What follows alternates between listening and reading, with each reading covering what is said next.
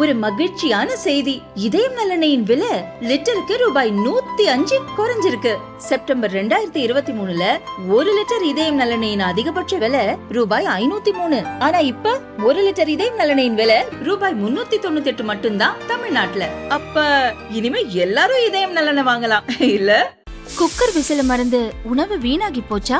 இனி அந்த கவலையே வேண்டாம். வழங்குகிறோம் உலகின் முதல் விசில் கவுண்டர் குக்கர், புதிய அல்ட்ரா குரோனோ.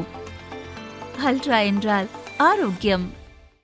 தமிழ் மாநில காங்கிரஸ் தலைவர் ஜி.கே. வாசன் வெளியிட்ட அறிக்கையில் கூறியிருப்பதாவது: தமிழக அரசு வேளாண் வணிகம் மற்றும் விற்பனை சம்பந்தமாக விவசாயிகளின் கோரிக்கைகளை நிறைவேற்ற வேண்டும். வேளாண் விற்பனை குழுக்கள் மூலமாக 40க்கும் மேற்பட்ட விவசாய உற்பத்தி பொருட்களுக்கு 1% செஸ் வரி ஏற்கனவே வசூலிக்கப்படுகிறது. மக்காச்சோளத்துக்கு ஏற்கனவே திருப்பூர், ஈரோடு, கோவை, நாகை மாவட்டங்களில் 1% செஸ் வரி வசூலிக்கும் நடைமுறை உள்ளது. தற்போது நாமக்கல், சேலம், விழுப்புரம், அரியலூர், திருவள்ளூர், விருதுநகர், கடலூர், திண்டுக்கல், காஞ்சிபுரம், மதுரை, பெரம்பலூர், கள்ளக்குறிச்சி, திருப்பத்தூர், தேனி, திருச்சி, திருவண்ணாமலை, வேலூர், செங்கல்பட்டு ஆகிய 18 மாவட்டங்களிலும் உற்பத்தி செய்யப்பட்டு விற்கப்படும் மக்காச்சோளத்துக்கு 1% செஸ் வரியை அரசு விதித்துள்ளது. இதனால் விவசாயிகள் பாதிக்கப்படுவார்கள். எனவே இந்த வரி விதிப்பை திரும்ப பெற வேண்டும்.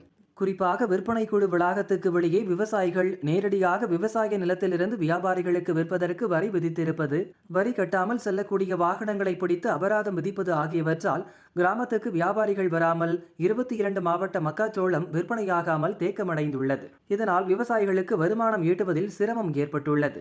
உள்நாட்டு மக்காச்சோளத்துக்கு 1% செஸ் வரி விதித்து மக்காச்சோளத்தின் விலையை அதிகரிக்க செய்து மக்காச்சோளத்தை விற்க முடியாத அளவுக்கு விவசாயிகள் மீது சுமையை ஏற்றியுள்ளது தமிழக அரசு. ஒரு குவிண்டால் மக்காச்சோளம் ரூபாய் 3500க்கு விற்றால் மட்டுமே விவசாயிகள் பயன்பெறுவர்.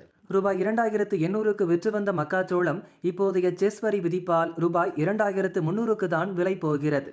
இதனால் ஒரு குவிண்டாலுக்கு ரூபாய் 500 நஷ்டம் ஏற்பட்டிருக்கிறது. இதற்கெல்லாம் காரணம் தமிழக அரசே. எனவே தமிழக அரசின் வேளாண்மை துறைக்கு உட்பட்டு செயல்படும் வேளாண் விற்பனை மற்றும் வணிகத்துறை விதித்திருக்கக்கூடிய 1% செஸ் வரியை வேளாண் விற்பனை குழு வளாகங்களில் மட்டும் வசூலிக்க வேண்டும் என திருத்தம் செய்ய வேண்டும்.